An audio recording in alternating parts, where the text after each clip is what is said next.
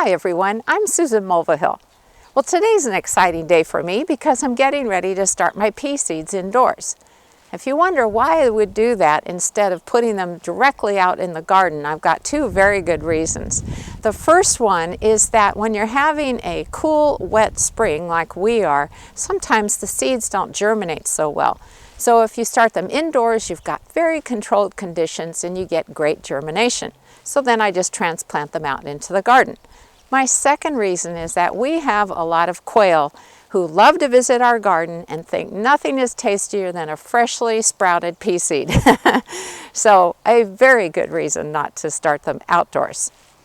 But I have an unusual way of starting my peas. I did it last year, and if you saw my video about starting them in rain gutters, you know what I'm going to talk about. If you are not familiar with this method, stay tuned because I'll show you how to do it and explain why it works so great. Last year for this project, we bought two 10-foot long plastic rain gutters at a home center, and they were pretty inexpensive. And then because we were trying to keep our costs down, we just fitted the ends with a little cardboard cutout taped on just to keep the potting soil inside here.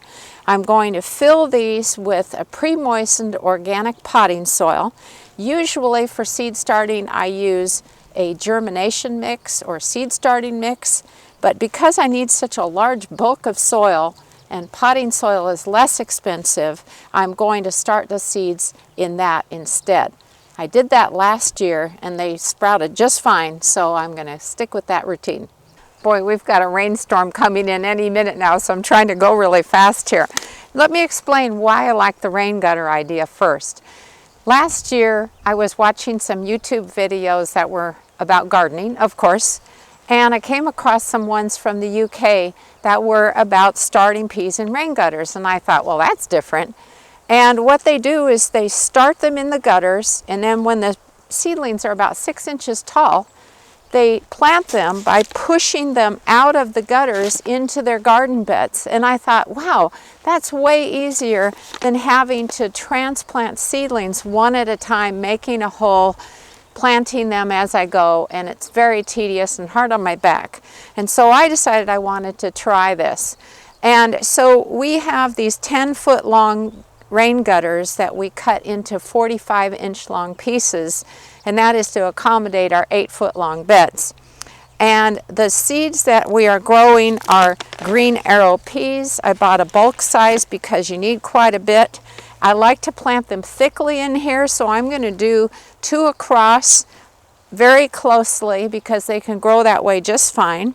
You really just need about 2 inches of potting soil or germination mix. Well, it's been about 10 days and the seedlings have come up really nicely, so they get to go out into the garden. A bonus is that we had a light rainstorm this morning, so the conditions should be absolutely perfect for transplanting them.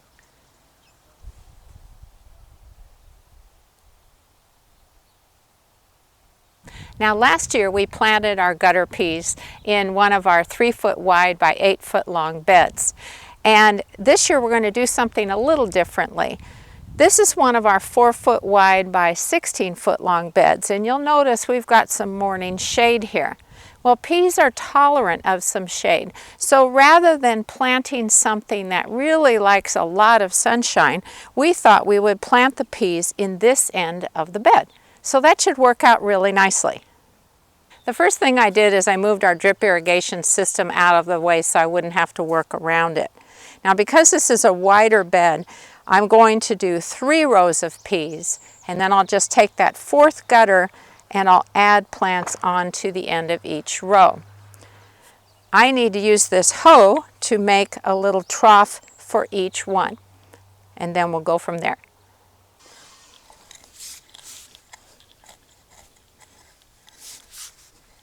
Now last year we found that it was much easier if you just push out about 1 foot of peas at a time rather than trying to do the whole gutter at once.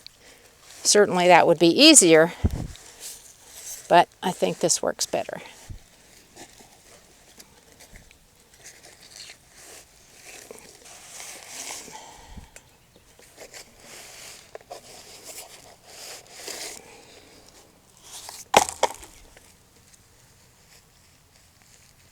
Once you get them out of the gutter, just arrange them a little bit and press the soil around them so that it's compact around the root systems.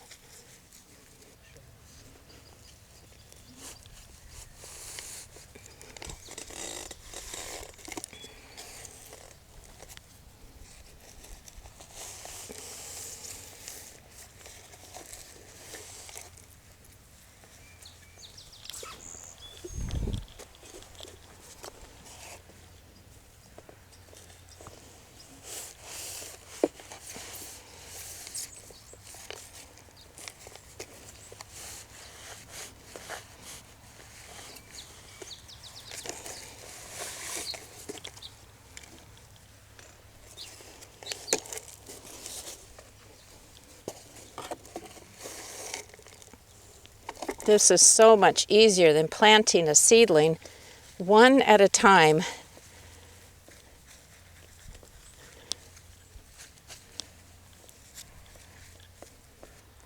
Now that all of the peas are in, there's one more step, and it is so important. Peas need to have some type of support to grow up. I have to let you know that one time, many years ago, I planted some bush peas, and the seed packet said they don't need any support at all. Well, they all fell together in a heap, and they were a nightmare to harvest from. So I always put in some type of a support for them, whether it's some type of a trellis, some wire, some type of netting, something for them to hang on to and grow up on. So I am a huge fan of using natural materials from the garden in order to support plants. And you might recall, if you saw my video on pruning fruit trees, that I saved all kinds of branches from them because I knew I could use them for the pea project. So let me show you what we have in mind. Anytime that we go to England, I always love looking at the different types of kitchen gardens, and you always see natural supports for their beans and peas. And so what I was thinking we could do this year is do a crossing of branches and a support across the top. So if you think of this drip line here as being one of the rows of peas, what we're going to do is put in branches on an angle towards each other on each side so they cross. And then once we have all of those in down the line, we're going to take a longer branch and put it in the middle here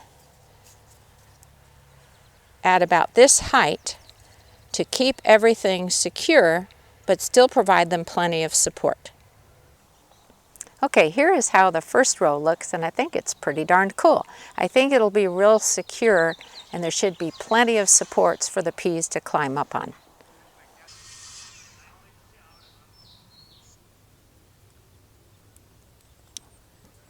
Well, it's starting to rain again, so I'm getting ready to dash to the house. But I did want to show you all the supports are finished, and I think they look really cool. As a matter of fact, it looks like we have a proper English vegetable garden.